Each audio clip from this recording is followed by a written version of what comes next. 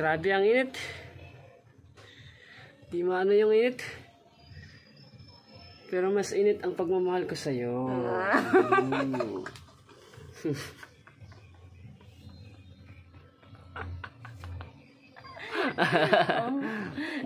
Hirit sa tag-init. Hal. Okay, ano sa'yo? Gusto mo bang magkaroon ng pagmamahal na may challenge? Anong klaseng pagmamahal yun na may challenge?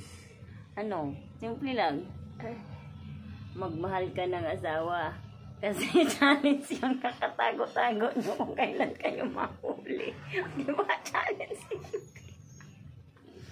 Di wow. Mari. Ang gatas o ang kape, oh. Asa man na? Ang gatas o ang kape.